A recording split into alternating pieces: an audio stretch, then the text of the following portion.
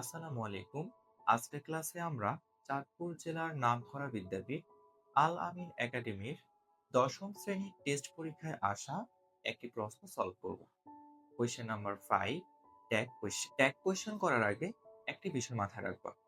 প্রত্যেকটি tag কোয়েশ্চেনের answer হবে দুইটি শব্দের মাধ্যমে, একটি অক্সিলারি ভার্ব এবং একটি প্রোনাউন। তো চলো আমরা প্রশ্নটি সলভ করি। এ নম্বরে বলা আছে, the girl cut her fingers. মেয়েটি তার আঙ্গুল কেটেছিল।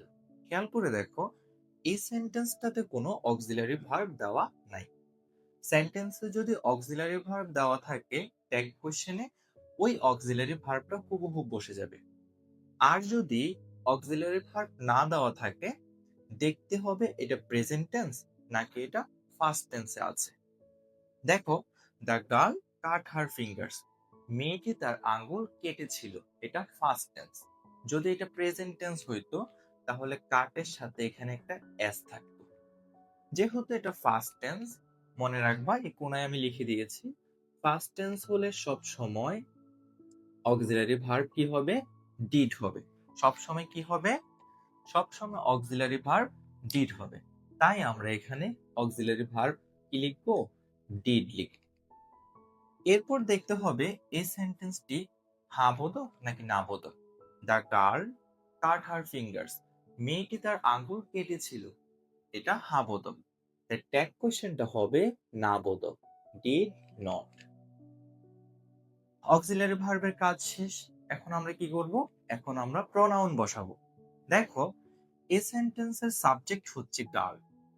মেয়ে থাকলে প্রোনাউন সব সময় শি হবে। বি নম্বরে বলা আছে, let's go out for a work. যদি কোনো ট্যাগ কোয়েশ্চেন লেটস দিয়ে শুরু হয়, ওইটার অ্যান্সার হবে শ্যাল উই। সব সময় মনে রাখবা, এটা নিয়ে কোনো মাথা ব্যথার কারণ নাই। যে কোনো ট্যাগ কোয়েশ্চেন লেটস দিয়ে শুরু হলে এটার অ্যান্সার হয়ে যাবে শ্যাল। সি নম্বরে বলা আছে, nobody believes a liar. মিথ্যাবাদীকে কেউ বিশ্বাস করে না। খেয়াল করে দেখো, এই সেন্টেন্সেও কোনো অক্সিলারি ভার্ব নাই। সেন্টেন্সে যদি অক্সিলারি ভার্ব না থাকে তাহলে আমরা কি করব? আমরা দেখব এটা কোন টেন্সে আছে, প্রেজেন্ট টেন্স নাকি ফার্স্ট টেন্স। মিথ্যাবাদীকে কেউ বিশ্বাস করে না, এটা প্রেজেন্ট টেন্স। যেহেতু প্রেজেন্ট টেন্স, এজন্য আমরা ডু বসাবো। তারপর দেখো, নোবডি, কেউই না। সেন্টেন্সটি না বোধক, তাই ট্যাগ কোশ্চেনটা হবে হ্যাঁ বোধক। অক্সিলারি ভার্বের কাজ শেষ। এবার আমরা প্রোনাউন বসাবো। নোবডি।